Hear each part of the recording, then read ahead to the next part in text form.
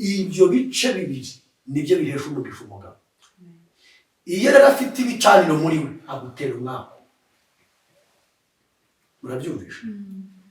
Niyo mpamvu Imana yikubuza umukobwa ntabwo ibikubujije ubwiza afite. Ikubuza ibicaniro biri muri we, ikubuza imyuka iri muri we.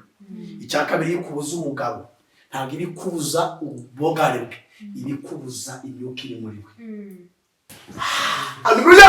Amen. Icyo iguha n'ishusho aho utuye bakamenya neza y'Imana. Icya gatatu ibikorera iguha ishusho yo kugira ngo ube umuhesha w'umugisha mu bandi. Umuhesha w'umugisha mu bandi. Reka mubaze akantu gakomeye. Bene ko n'umuhanuzi. Hanyuma mu bitangaza Imana ikora cyangwa yagukoreye, hari abantu bashimye Imana ku bwabo bakayihimbaza. Barahari benshi. Icyo nicyo bita ishusho y'Imana mu bantu kuri bo.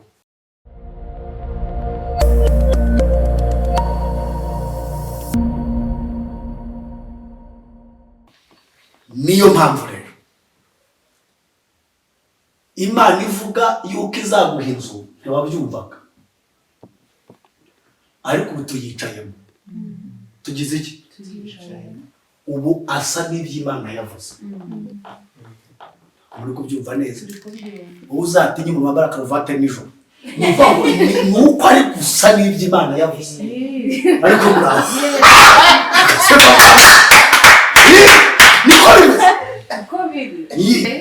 karuvate ya nijoro ni kuri televiziyo.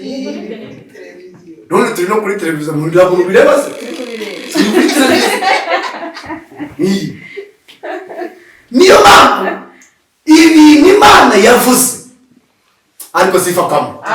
Ibintu Imana ivuga ibyambika umubiri wawe kugira ngo tumenye ko ineza y'Imana yakugezeho nuko iyambika umubiri wawe. Ariko muraho kandi murakumvise? Kumbwira ineza y'Imana ntayikubonamo bingora kubyumva.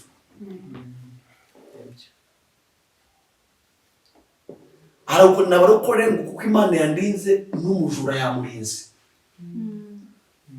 n'inda yagiye gusambana yayirinze. Iyo tuvuga ineza y'Imana tuyikura mu byo tubona yakoranye nawe.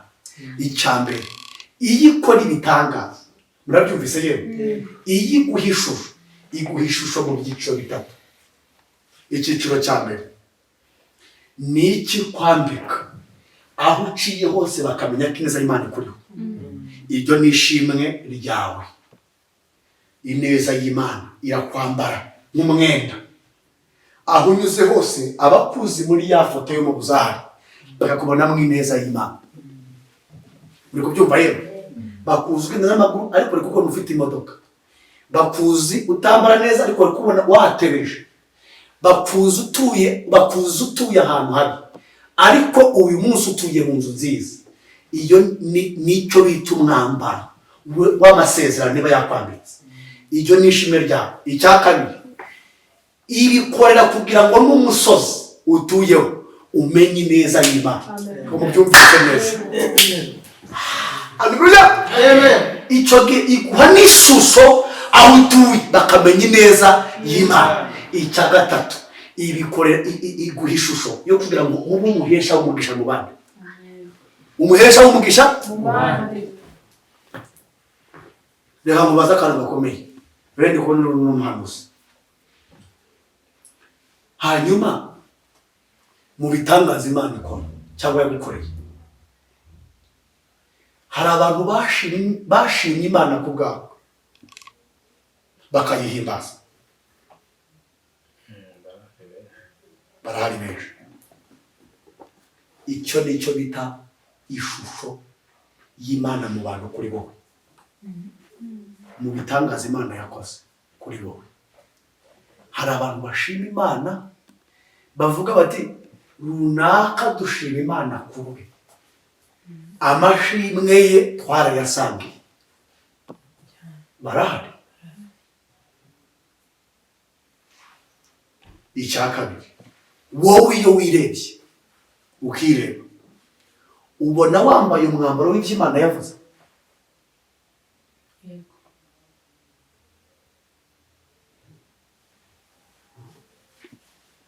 Icya gatatu, umusozi utuyeho ni umusozi uvuga Imana yuko yakoze neza ibintu bikomeye. Umusozi ni umusozi w'ibyo Imana yavuze utuyeho.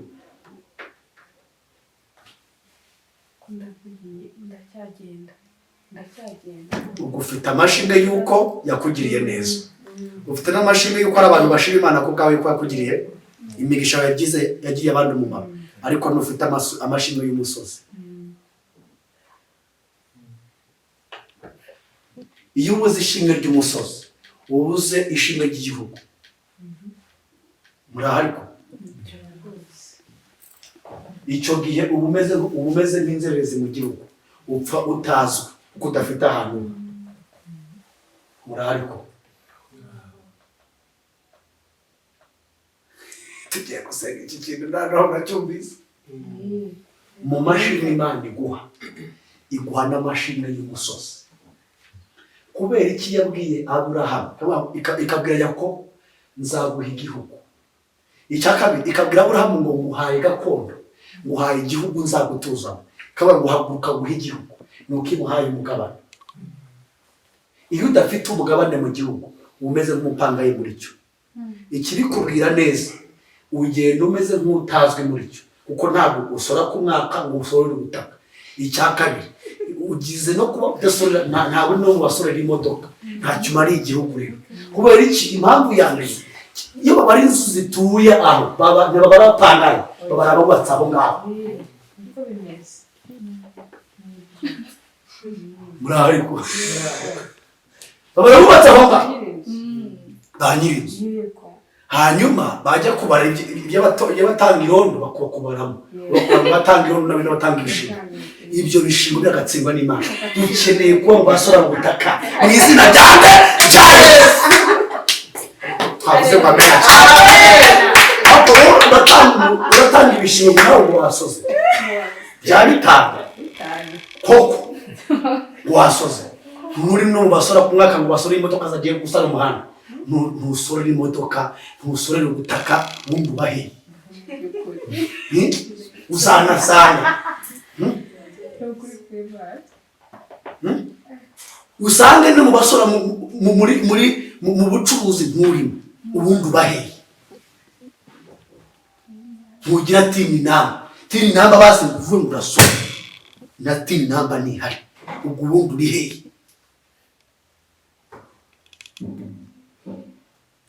Urayifite rataho tini namba, urayifite aho byaciyemo. Uri kwerekeza mu basore butaka, wewe ufite tini namba, ufite UPI urayifite, ufite imodoka, wowe ubwo uri igihugu urakirya uri kukirya igihugu. Reka mumenye ko umwana iyo umusaza ashaje atungwa n'abana. None ubu kitwamaje twagira iki ko? Ubukene bw'umunyagihugu bugora igihugu. Bugora iki? Niko bimeze. Uzarebe iyo umubyeyi ukennye agasaza abapfuye kabiri, bapfuye kabiri, kuko imbaraga ze ni iki? Ni urubyaro. Ariko nta bushobozi ufite, iso abapfuye kabiri mama abapfuye kabiri, kuko nta mbaraga ugize iki umuhereza, ko ari gusaza. Ko sifa kwa Mungu. Ariko sifa kwa Mungu. Tugiye gusenga Imana iduhereze ishusho. Yego. Muraho. Akirire ko mwarabyumvise neza. Imana iduhereze iki? Ishusho. Ukina ishusho. Ndacyari muto, ndacyasitiragoringa, reka mbabwize ukuri. Nimba umuzungu abaho yubaka ibintu bizamara imyaka 100, rigatunga umwana we, umwuzukuru, umwuzukuruza, bose bakaza barya ibya ba se wabo. Wowe urya ibya papa wawe, cyangwa ni ugusitiraguringa? Urya ibya papa wawe, ni ukwihingira. Wowe urya ibya papa wawe neze, urya ibya papa wawe none se wowe urya mu rugo? Niba urya mu rugo ni ugusenga. Hanyuma dukeneye gusenga mu izina ry'Imana. Ariko muraba ibintu mubyumve mu buryo mubyumva neza. Iyo uba mu ishusho y'abandi n'ubu uriho ntuboneka ntugaragara, ukeneye kuba mu ishusho yawe. Kuko n'Imana niyo ikuvugaho wowe ubwawe. Dukeneye gusa n'ibyo Imana ivuga. Murabyumvise baroko? Dukeneye gusa n'ibyo Imana igira iki ivuga. Kamerama, wowe uba mu bintu Imana yavuze? Usa nabyo se? Yavuze tuzakamera, ubu ngubu uri gukamera nta kibazo. Hanyuma se ufite ishimwe ry'umusozi? Yego. Icyakabiri, ufite ishimwe ry'uko aho uca abakuza hashize hamwe bakavuga Imana? Yego. Icyagatatu, ufite ishimwe. Ngewe ndashaka kugira ngo numve abantu byaciyemo, hanyuma dusigaye twirwaniza, turwane n'ibitu turi kurwanira. Hanyuma hari abantu bavuga Imana yawe, mbese umugisha wawe wabereye abandi inyungu. Yego. Imana ishimwe, tuzamara Imana ishimwe. Ubwo umugisha wabaye inyungu ku bandi, icyo gihe nishimwe. Icyo nshatse kubabwira ni iki rero? Umugisha nk'ubu nkanjye ntiwambwira ngo Imana iha umugisha, kuko kubimbwira nta kintu byamarira. Murabyumvise? Ntacyo byamarira. Icyakora umuhanuzi ufite amavuta nk'ayo ufite, kumbwira ngo Imana impereze umugisha, cyangwa se umushumba wabizigiwe, byoroshye kumbwira ngo Imana impereze umugisha, nkawakira, kuko ni umugisha w'akanwa. Ariko wowe umugisha ushobora kumpesha ntabwo ari ukumbwira akanwa, ni ukuma icyo gihe umpaye umugisha. Murabyumvise? Umugisha ni imbuto babiba bagategereza gusarura. Iyo ubwira ngo Imana ngo umugisha, cyangwa se nkoreye umugisha, nkoreye, hari ugusaba umugisha, hari no kuwukorera. Kugira iki? Ubu nguku ndi kubwiriza, ndi gusengera hano, ndi imbere yawe, ubu namaze gukorera umugisha. Murahari ko? Kuko naje. Icyakabiri, ntanga igihe, icyo gihe ngakoreye iki? Umugisha.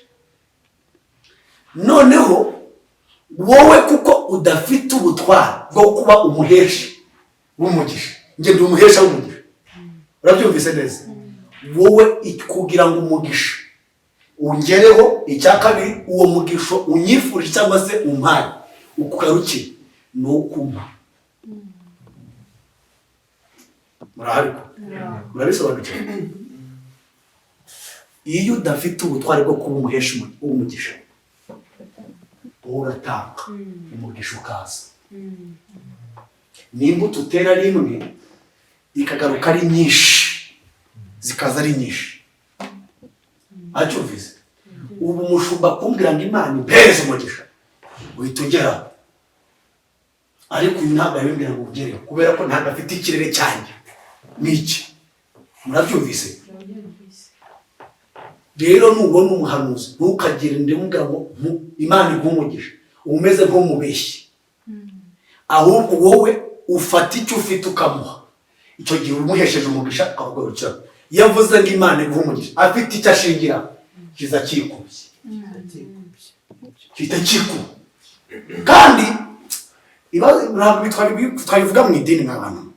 Mu idini batwirukana n'ibibando, atuje kuyabasaka abasatuzi bateye.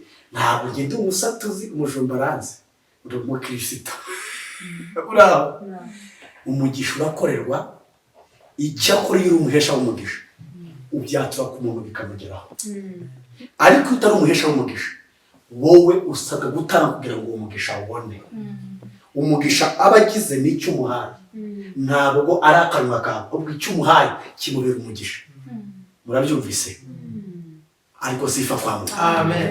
Narishatse kubabwira ngo iyo uhindukiye abandi umugisha murabyumvise nuko bashima Imana ku bwawe ukarushaho kunguka imigisha kuko hari abandi bagize iki bungutse ku mugisha wawe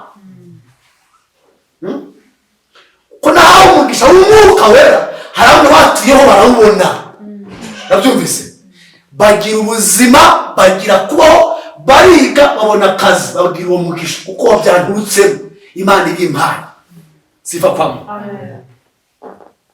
abo rero kuruhesha umugisha si ukumbwira Imana iguha umugisha ahubwo icyo bambivyeho kigaruka kuri bo kandi ari gito bakoze ariko kikagaruka kuri bo kibungukira kurushaho umugisha nicyo bisobanura haleluya Amen. tuzamure Imana icyubahiro niyo mpamvu birivuga ngo nuko mukore munezerewe kandi mwishimye ntawe uguhata iyo baguhase biba byapfuye iyo ubikoze umeze nk'umuntu mpamvu mu idini baratwigisha bagati muture ukagenda wagenda uvuga ati reka nerekane ikoti naguze nta kintu bimara bagatereka bambone ko naje mu rusengero babone ko naje gutura hari n'abagenda batura n'ubusa hari n'abajya gutura gusa mu biseke buriya rero umushumba uhagaze ari ku ruhimbi iyo agifitanye ubumwe n'Imana umugisha yatuye ku bantu bakoze uwo murimo uragaruka ukaza wihuse cyane ariko sifa kwa Mungu ariko sifa kwa Mungu haleluya kuko umushumba w'ikintu yibitseho n'akanwa gusa utongera akahita guhesha umugore niyo mpamvu afite ubushobozi bwo gusezeranya ukagenda we n'umugabo wawe mukaryama mukabikora ntihagire ukwatuza ngo yerekwe Imana iravuze ngo wasambanye kubera iki nuko nyine byaheshejwe umugisha akanwa kabirenge kabibaho muraho ariko wanyura hirya kwa nyira butisiga katisha bakahura n'ijana nta naho bivuze nikaze atiba kasi ko narinzi ko nihishe babibonye bate nuko nyine ibyahawe umugisha murumva ijambo kuba umuhesha w'umugisha icyo bikuraho bigukura mu mivumo y'iwanyu bikuvana mu mahame y'imiryango bigukuraho umuntu ufite ubutware bw'umwuka afite ubushobozi butereka ahantu ukanahagukura murabyumvise Imana ibambere kuba abahesha w'umugisha kandi icyo nanishatse kubabwira kuba umuhesha w'umugisha uba ufite ishusho mu bantu murabyumvise iyo uhesha abandi umugisha uba ufite ishusho mu bantu ntiwibagirana muri bo baravuga ati unakayangiriye neza n'igihe wapfuye imirimo yawe isigara ivuga icyo gishusho ntabwo isibangana kubw'ineza wagize Yonatani niko byagenze yarapfuye ariko Dawidi aribuka yibuka Mefibosheti amuhuza n'umugisha kuko yibutse ineza yagize Imana ikomera kugira umugisha ukomeye ishusho yo kuba umugisha Imana ibamere kuba umugisha mu izina rya nde rya Yesu yafashe amagufa irangije yahishusho amagufa atagira inyama atagira imitsi yatubaho kugira inyama imitsi amaraso aratemba ngo nuko yongeraho Imana ibambere ubushobozi bukomeye ndafashishwe nuko ubanza mutakerekwa hakabaye kuba hari n'abavuze no mu ndimi ariko nta n'uwavuze shabaragana icyo ni ikibazo cya mbere gikomeye kimwe mu bintu bari gufata abantu nabyo biri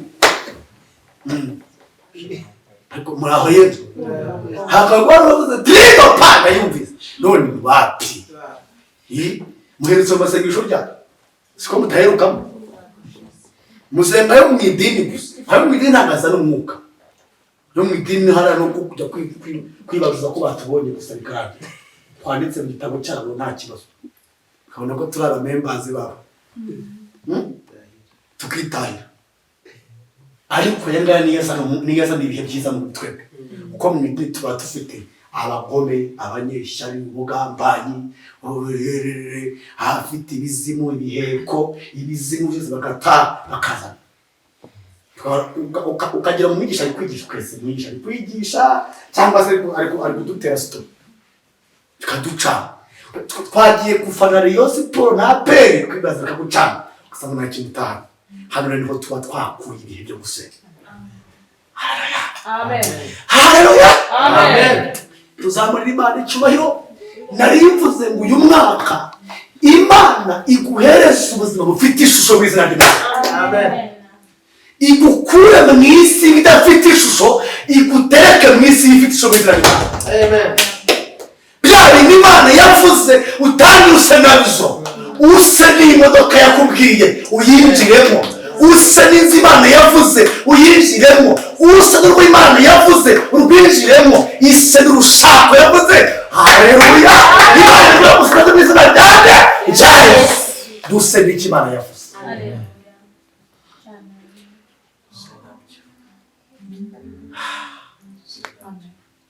Bibutse ko umuntu wese yifotoza ku gifite ishusho.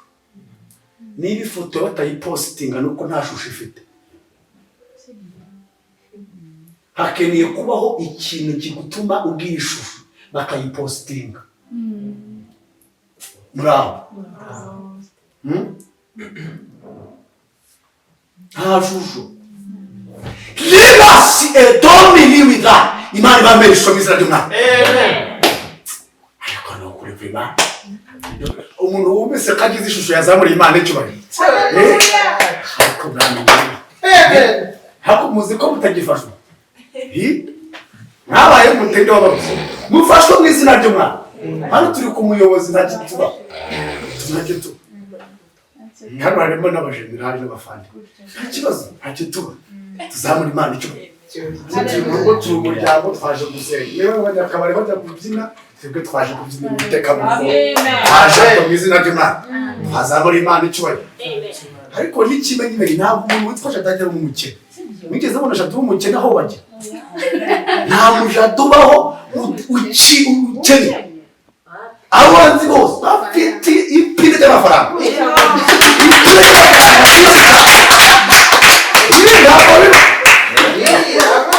Icyaka abantu bakora n'abakora nanjye ubundi kuyinganya ngera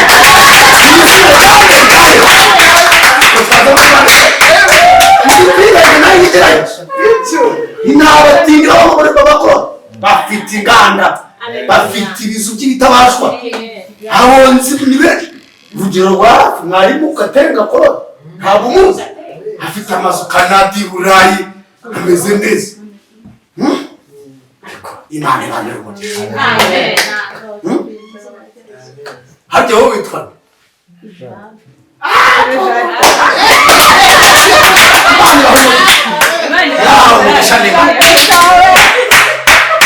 kandi ikintu cyose bahuriye baba ari abantu batuje bakora ibintu byabo bucece babitse ipinda hariya utabasha kumenya.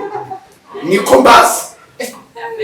Harya wowe witwa Eli.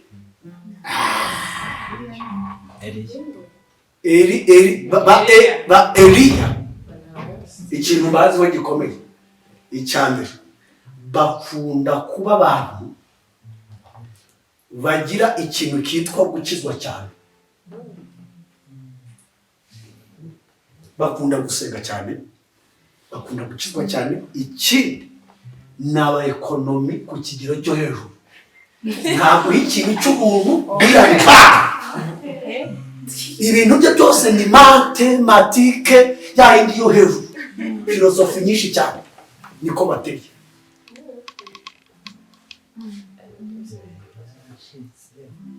Niko bimeze. Ku bantu mubana buri munsi buriya barakuze. Simwijiranye. Hari mu byo mvuzemo hari icyo nibeshyeho. Kirezi nuko nziye ko atanga gusa akantu ko gutanga karakagira. Oya. Wewe gutanga bitandukanye. Ubundi gutanga bigira ibyiciro bibiri. gutanga hari ugutanga ibyo ubona ufitemo inyungu, uracyumva neza. Hari no gutanga ibyo ubona ko ari ngombwa ko ukora ariko nta n'ikindi kintu ugamije. Akenshi ba eri batanga ahantu babona bafite inyungu nyinshi, muraziranye, hari ibyo muziranyemo, aho yabikora nta kibazo. Ariko bila mipango ntaho muziranye ibintu mutunguje, ntabwo abikora. Niko bimeze.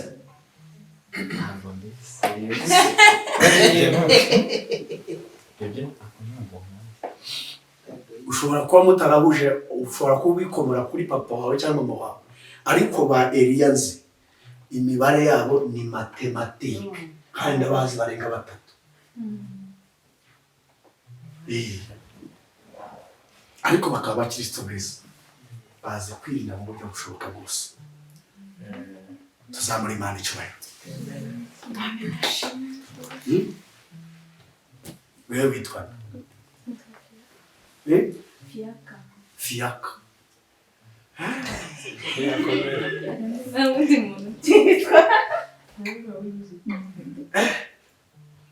Irya nijya muri dictionary yo muri rero dushimira Imana y'amahoro ko hanaje n'amazina mashya yamo iryo nijya hemuka byana mwebwe murenze muri dictionary n'icyayi Fiaka bisobanura iki? ntabwo arabisoma nawe ntabizi, ariko tuzamura Imana icyubahiro. Haleluya. Wewe witwa nde? Denise. Abantu bitwa Denise. Ba Denise ikintu cyambere ni abakozi. Ikintu cyose bagiyemo bakigendamo bose, ntagasiga ipfugura inyuma, ahagarara wese aha. Ariko ikindi banguruka, iyo akwanze ntabwo yo kunegosiya, aba yakwanze, ntagira uburyarya. Icyo yanze arakikubwira, n'icyo akunze akakivuga, nuko ateye. Ariko ikindi kintu gikomeye, bakunda kugira ikintu cyitwa ubuntu bwinshi butiza urugi, bwinshi cyane, bwinshi, bakagira n'amafaranga. Ariko ikintu gikomeye, amafaranga y'abashira mu buntu, amafaranga y'abashira mu buntu cyane, ubuntu cyane.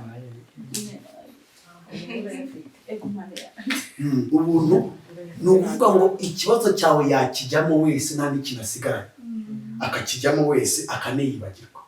Ariko ikindi bakunda guhemukirwa mu buryo bukomeye. Imana, abantu bagira ubuntu kenshi bagira guhemukirwa cyane kubera umutima mwiza, ntibagira imbereka, hanyuma ugasanga hari ikije kigambiriye kugira ngo kimwangize, cyabona icyo gishatse agasigara ibikomere by'uwo muntu. Niko bigenda. Rero icyo nzi neza nuko bagira amafaranga. Abantu bonzi ba Denise barayafite. Hari undi utuye ku Irebero, hari undi utuye mu Kagarama, hari undi utuye Nyarutarama. Kandi bafite ibitanje bigeretse, bafite imodoka, bafite amazu, bafite ibikomere. Nzi ko bagira amafaranga, ndabizi. Ubwo rero umugabo ufite ajya komera Imana amashyi. Rero tuzamura Imana. Nako kuri ubundi umugabo wese wagafashe, umugabo wese ubundi wagafashe, aba afite umugore ugafite kumurusha. Nubwo yaba adafite ibintu bifatika gutya, buryo umugore aba ari umuhesha w'umugisha. Ari umuhesha w'umugisha ku mugabo. Niyo mpamvu bivuga ngo umena urugo inzoka izamurya. Iyo umugore amennye urugo azana abadayimoni mu nzu. Kumena urugo ni uguca inyuma, nicyo bisobanura. Rero inzoka ni umuriganya bayita uzana. Impamvu bivuga ngo ubonye umugore mwiza, abonye ikintu cyiza, akaba agize umugisha hawe n'Uwiteka. Niyo mpamvu gushaka ubundi umusore icyambere bakeneye umugore mwiza kutana n'amafaranga. Iyo ufite umugore mwiza utera imbere. Niyo n'akazi agira wowe ugafite gusa wenyine, ari wowe ushaka kubera umugisha kwaturaho. Umugisha agira iki? twaturaho. Imana iguhe umugisha mutware wanjye ugende uhirwe bidubana n'Imana adafite ibizimu byo mu miryango ariko mubyumve neza yaravumuwe na Yesu. Amen. Hari igihe usa n'ibicana ibyo bijyanye byo mu babwejuza ibyo mu badayimoni akaza akagufungira amarezo yose ibintu bikanga ufite n'ubwenge butekereza niko bigenda mwabyumvise. Umugore mwiza yitwa niyo mpamvu yitwa igisabo akitwa amata nk'uko amata ntawuyama nako umugore mwiza ameze ubuzima bwe buteye aba ari umuhesha umugisha w'umugabo. Wese ugira ngo amuhesha umugisha mu bihe bye amuhesha umugisha wo mu mutima mwiza. Icyo ni icya mbere. Icya kabiri kumugandukira. Ibyo bice bibiri nibyo bihesha umugisha umugabo. Iyo rero afite ibicaniro muri we agutera umwaka. Urabyumvisha? Niyo mpamvu Imana yikubuza umukobwa ntabwo ibikubujije ubwiza afite. Ikubuza ibicaniro biri muri we. Ikubuza imyuka iri muri we. Icya kabiri yikubuza umugabo ntabwo ibikubuza ubugare bwe. Ibikubuza imyuka iri muri we. Iki biri kubona ubutareba. Murahari ko kandi murakumvise ntabwo mwizeze. Tugiye gusenga rero iki kintu tugisengere tucyumve neza. Niyo mpamvu rero umuntu ufite umugabo ubu ngubu ntabwo umugisha ari uwa Jado, umugisha n'uyu mugore. Nabyumvishe inzozi ze ziri hasi y'izuru. Uyu niwe ufite ndende niwe umuhesha umugisha. Genda Yesu amubane kuva gusa akagenda akahita abana nabo. Avuze ngo uragapfa wahita upfa. Niko bigenda. Akamaro k'umugore gafite ubushobozi bukwica cyangwa akagukiza. Hakuze iyo asenze arira yabyitondera. Niyo mpamvu Imana basore Imana ibaha abagore bavumuwe n'izina ryayo. Amen. Batagifite ibicaniro by'imiryango. Bavuga ngo urugo ni umugore. Kubera iki bivuga ngo nuko mbona intare y'ingabo ihagaze ku muryango irinze urugo. Umugabo ni umuzamu. Umugabo ni umugade mu rugo. Ariko umugore birango mbona intare y'ingore iri mu ihema ibundaraye ngo ntizaruhuka. Kubera icyo yavuze intare y'ingore nuko niyishakira urugo. Umugore niwe utuma ubutunzi bw'umugabo bwiyongera cyangwa se bukamanuka. Nubona umugabo wahobagiye byacana uzamenye ngo umugore afite niwe wahobagiye kurushaho. Amuhobagije. Rero iyo ukeneye ko Imana iguha umugabo mwiza ubanza kuba mwiza we mukobwa. Uracyumvise? Ukamenya ngo Yesu ndimo yaramvumuye nta bicaniro bindimo nta bizimu nta myaku nta badayimoni. Ibyo byose bikuvuyemo ubona umugabo mwiza w'inzozi zo mu kabera kandi zawe. Murahari ko kanabo muri kukumva neza. Abakobwa mwabyumvise ariko basore mwabyumvise ntabwo muri kubyumva neza. Reka umugore mwiza ntabwo ari igihagararo n'inzobe. Reka ntabwo ari cyo bisobanura umugore mwiza. Umugore mwiza n'utuma isi yawe ihinduka nziza. Nashaka aba nyirabutizika ariko yitwa umugore amuhesha umugisha. Reka mbabaha urugero rwawe. Uno muhanzi ukomeye bita ngo 001 muramubona? Niwe muhanzi ufite umugore mubi ku isura muri iki gihugu ariko amafaranga afite arenze ukwemera. Kubera icyo afite umugore afite mu rugo.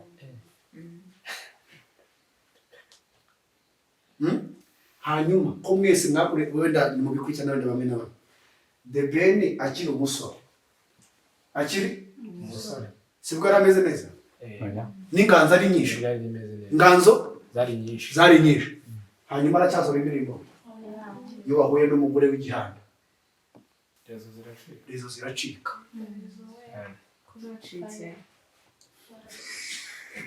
Rezo ziracika zirapunguka. Umve niko arasaba gutera ku nimeze. yanze byanze no kuri kwibana Demokarasi yanze Byanze. yanze ni ukuri kuko umugore afite gukuza mind yawe, afite no kwikubita hasi mind yawe. Ibyo ni bibiri. Umugore ni ubuzima bwiza iyo ari mwiza, umugore ni ubuzima bubi niyo mpamvu yitwa urupfu, akitwa ikimungu cyo mu magufa, yica roho yawe akayangiza. Imana ijya ibarinda abagore nk'abo mu izina ry'Imana. Ariko abagore muri hano mutarabiba imungu umunuka amagufa muzabona Imana icyubahiro. Hano muri kubyumva neza. Oya, buriya tuvuga abagore uheraho nawe umukobwa nawe umugore nawe umugore. Iyo uzi ko udaciringa n'abaniga ngo wijandike mu byaha, ukaba uzi ko wirinda uba maso, burya uba uzaba umugore muzima. Kubera ko iyo usambana uri singo kugira ngo uzamanaginge iby'urugo biragorana.